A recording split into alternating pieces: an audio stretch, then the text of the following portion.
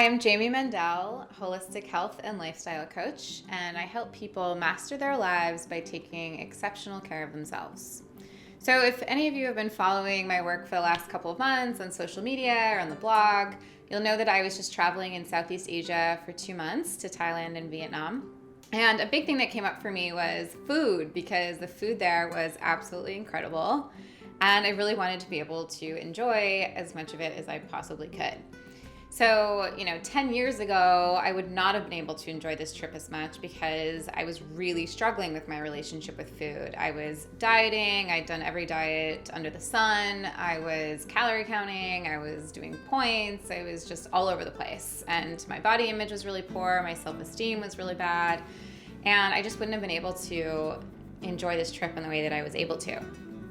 So I'm really happy and so grateful that I'm on the other side of all of that now. And that's why I'm so passionate about helping you get to that point too. So today I want to share 4 strategies that really helped me kind of manage my relationship with food while I was abroad for so long.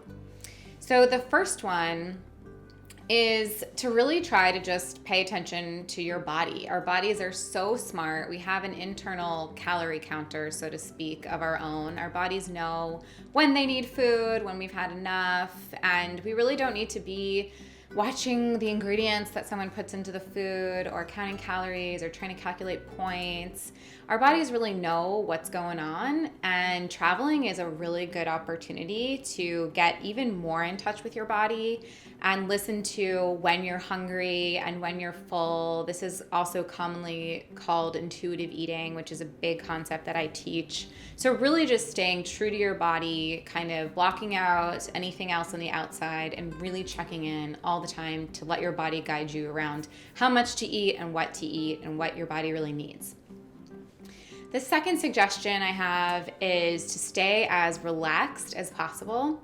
So you may have experienced this or heard of this before, but a lot of people will say that if they go on vacation, they are able to eat whatever they want and they still lose weight or they don't gain any weight. And people are always really surprised by this.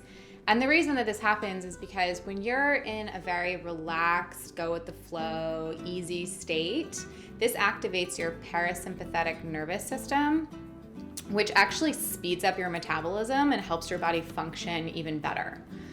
Whereas if you're stressed out, it activates your sympathetic nervous system, which is like your fight or flight response, and that slows your metabolism and actually causes you to hold on to weight. So when you're traveling and let's say you're kind of freaking out about the food or maybe feeling guilty for eating certain things, that's all going to stress you out and activate that sympathetic fight or flight response, which is just no good in any way. So really try to just enjoy yourself, stay as relaxed as possible, and this is all going to actually help your body and your relationship with food.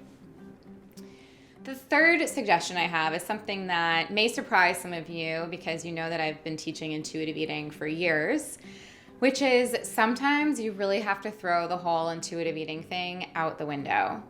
So let's say you're at this market and there's 100 different food stalls with all this awesome, authentic street food and all these things that you want to try. This definitely happened to me. There were many days on that trip where I just wanted to eat my way through a certain area. And sometimes you just have to let yourself do that, because part of taking care of yourself is also nurturing your soul and your heart and the parts of you that just want to feel free and enjoy your life. So yes, it's really important, the concepts of intuitive eating, eating when you're hungry, stopping when you're full. They're important in order to take care of your body and feel good. But there's also a time and a place where you just say, I'm going to choose not to do that. And even though I'm full right now, I want to try X, Y, and Z and keep eating. And that's okay.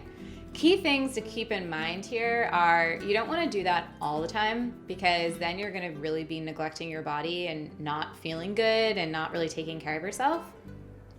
And also, when you do something like that, let's say you go to a market and you leave and you're just really full and stuffed and you tried all this food, really then take care of your body. So maybe you walk home instead of taking a cab, or you have some tea when you get home in order to just soothe your stomach a little bit, or when you wake up the next morning, you just check in with your body and give her whatever she needs. Maybe it's a walk before breakfast or some extra vegetables that day. You definitely don't want intuitive eating to turn into another diet where you feel like you've done something wrong if you've overeaten. That's not the point of all of this, so let yourself have that freedom.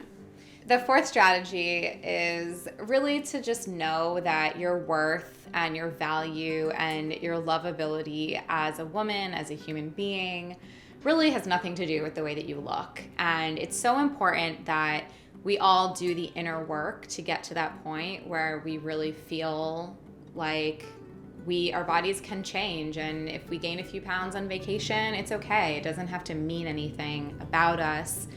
And the more that we believe that our worth comes from other things about who we are, the less obsessed we are with trying to always control our weight and manage our weight. And the less that we're obsessed about our weight, the less obsessed we feel about food, and the more free and easy we can feel around food. So it's really doing that inner work to get to a point where you feel like your self-worth is not so attached to your body and the way that you look. Those 4 things I think will really help you if you're considering traveling, if you have a trip coming up. I really hope that helps. Those 4 things really helped me. And if you want more information around your relationship with food, you can peruse my blog. There's tons and tons of articles and information there. And if you even want to take it a step further, you can take my 21-day intuitive eating challenge, which thousands of women have taken in order to help them move from the diet mentality toward a more easy and laid back and relaxed relationship with food so that they can enjoy their lives. So I'll link to all of that stuff in the bottom. And I'd love to hear in the comments if you have any suggestions about things that have helped you while you've traveled and managing your relationship with food, or if you have any questions. Thanks for listening, and I'll see you next week. Bye.